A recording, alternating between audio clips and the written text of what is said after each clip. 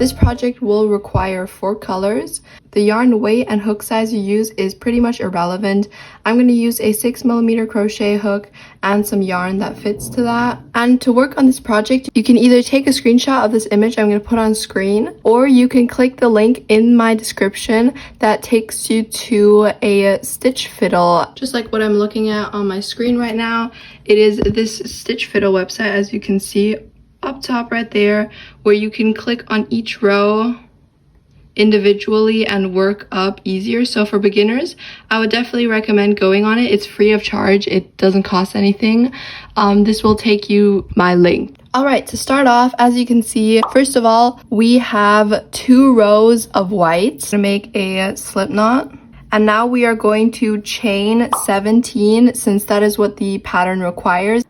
1, 2, 3, 4, 5, 6, 7, 8, 9, 10, 11, 12, 13, 14, 15, 16, and 17. But after you've chained 17, we want to chain 1 more for the turning round. So we're going to chain 18, but we're not going to actually use that 18 stitch. We're just going to use it to turn around and go into the second chain from the hook. So this is the one we just chained, and now we're going to insert our hook into that one. You can probably tell I have turned my chain over to the back side because I'm going to be working in this back loop of my chain, since it just gives a neater look at the bottom. So how to do that is you want to, instead of looking at the front where the V's are, you're going to turn it around where the little bump is in the back. Now you're going to work your hook into that back bump, and you're going to make 1 single crochet into that one. So once again, I'm going to show you guys how to work into the back loop. Instead of the front one, you want to go into that middle bump and just kind of stick your hook through it. It's really difficult to show it without using my finger because I kind of like pull the loop on over to my hook. So you just want to make 1 single crochet, and that is what we're going to do for this entire row. As you can see on the pattern, 2 rows of white, so we're going to do 2 rows of white. So once I'm done with this row, I'm going to show you guys what to do next. Once you've done the last stitch in, the last loop right here, we are going to work on the second row. Since the chain doesn't count as a row, it's more like a start. So what we're going to do is we are not going to chain at the start of the row. We are actually just going to turn our work around, and then we are going to work a single crochet into that first stitch right there. So we're just going to pop our hook right through there and pull up.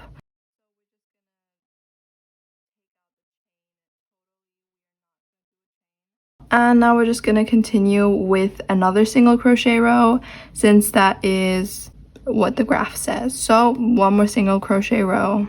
Okay, so I am done with my 2 rows, and now we're going to work on the third row, which is where we're going to be starting with the colors. I think I should have used a smaller hook because you can kind of see the holes, but it's whatever. So for this pattern, we are going to be making 8 stitches of white single crochet before we reach the first blue one, and it is only 1, so it's gonna be quite annoying, but whatever. So let's work on 8 right away, and once again we're gonna go to the next row by just turning it around, and 7. On the 7th stitch, the next stitch, the 8th stitch, is the last one we're going to do in white, but the 8th stitch we're going to do kind of different. So the way we're going to do it is we're going to insert a hook, pull up a loop, and practically do half a single crochet. So this is half a single crochet because all that's left is to pull through 1 more loop, right? But we're not going to do that. We are going to move the camera. We're going to grab our darkest blue or our darkest color. We are going to lay our blue yarn like this, so tail end behind. We're going to hold it with our finger right there, and we are going to pull through with that color.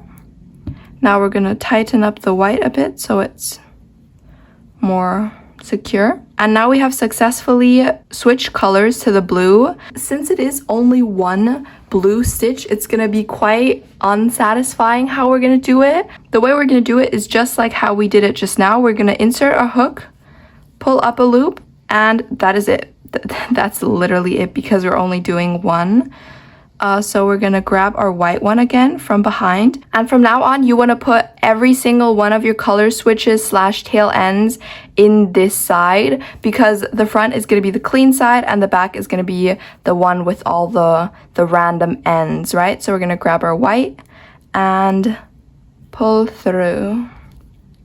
And then kind of pull the blue a bit. And now we have switched colors to the blue, so we did 1 blue single crochet. Now we're gonna do 8 more white single crochets. It is really clean and really nice. Okay, so once we are on our next row, now we're gonna be working on the back side. We want to make sure to leave all the loose ends on this side, right? So we're going to start off this row by making 4 white single crochets. 1, 2, 3, and then 4, but this 4th one is going to be half. So we're going to insert a hook, pull up a loop, and then take this white tail end and move it to the front so that we have it all in one side. Now we see that on the 5th stitch, we have a dark blue single crochet. So we're going to grab our tail end of the blue from here, and we're going to pull it over to our white, like so. We want the tension to be really loose so that you can kind of also flatten it out. You don't want it to be like really tight so it kind of curls up like that. You want it to be relatively loose so that it could even hang as well. So like this. And then you want to grab and pull through, kind of pull the white just to make it clean. And then we're going to place, once again, half a blue single crochet right here in the next stitch. And then once again, we're going to switch colors to the white since it is only 1. Kind of get everything out of there.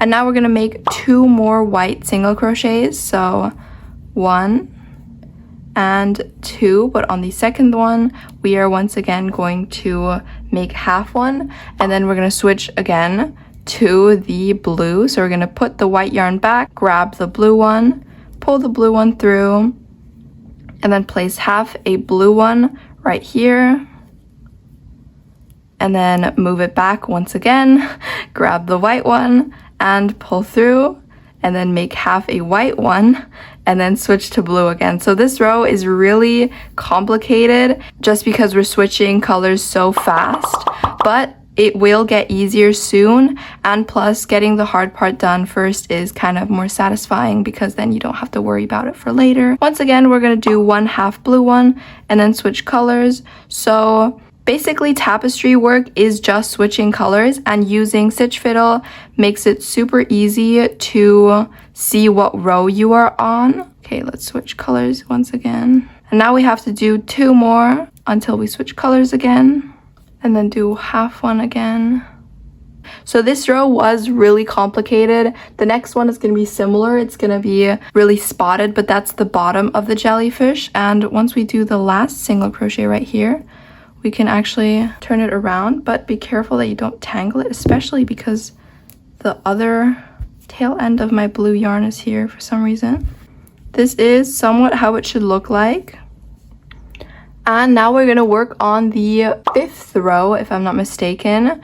So let's start working on that one. But basically, if you understand the concept, so switching colors is how you do it like that. And now you can just follow the graph until you are done. I will be doing the next row with you guys once again, but then you guys should kind of be able to understand it because the first 2 rows are actually the most difficult ones because you're switching colors so quickly. After that, it should be really easy. If you have any questions, obviously comment down below and I will answer them. So we're going to start this row off with 3 white single crochets. So 1, 2, and then 3. And then we are going to grab our blue yarn, our dark blue, and pull through. Then we are going to make 1 blue single crochet, switch to white immediately,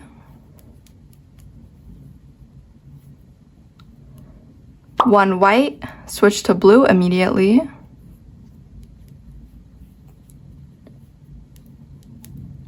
and then 1 blue and switch to white immediately once again,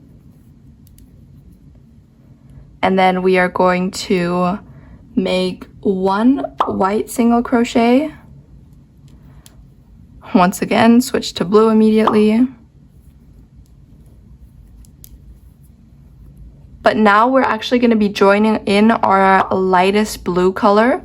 So we're going to grab the tail end of that. And just like how we connected it at the first one, we're going to put the tail end behind where all of our like mess is. We're going to kind of hold it there with our finger, and then we're going to pull through using that. And that is how you attach a new yarn. And then pull the other tail ends tighter just to secure it, and then make 1 single crochet. But we are obviously going to switch immediately to the blue one because these first 2 rows are quite complicated. And then we are going to make 1 more before we switch to white and repeat what we just did. Basically, it's kind of like a checkered, which is quite annoying because it's only 1 single crochet checkered. All right, so now we're done with the row, and this is how it should look like.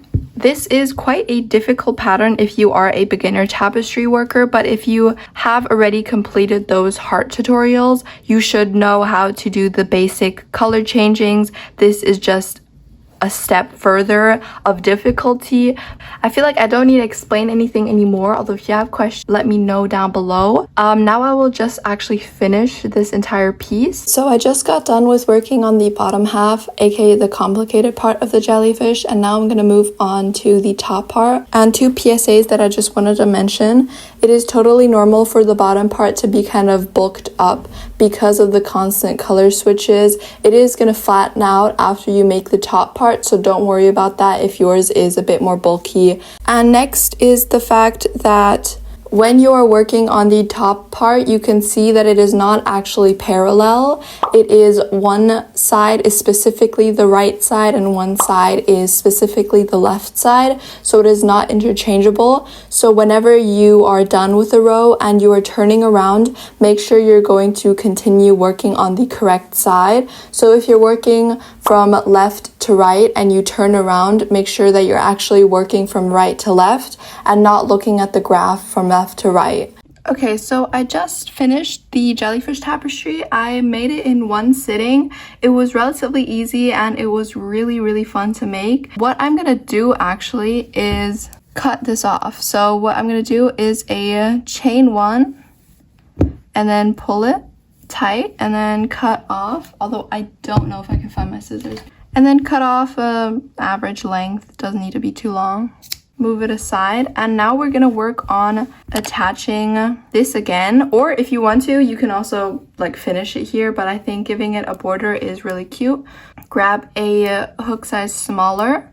So I sized down, so instead of a 6mm, I'm using a 5, and now we're gonna attach anywhere. I'm gonna attach right over here at the corner, opposite to where I cut off from, just by pulling through without a slip knot or anything. And now we're gonna work a slip stitch. So into the next stitch, put through and then work a slip stitch.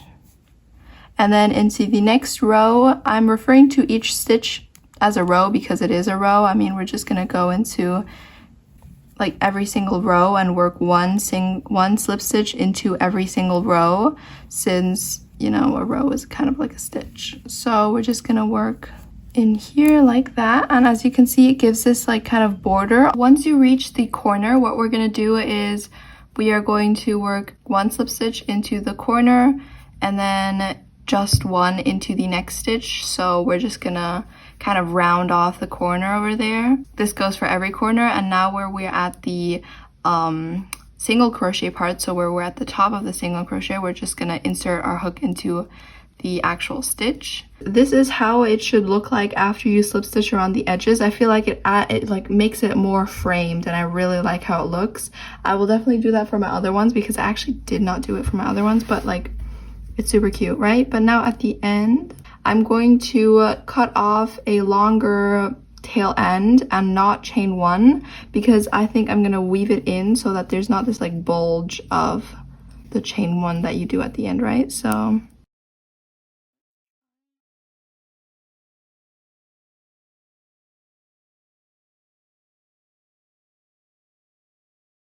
oh my god, I love this jellyfish. I'm gonna make it in so many different colors. So cute. Now imagine, oh my god, this could totally be like on a bag. I love that. It's so pretty.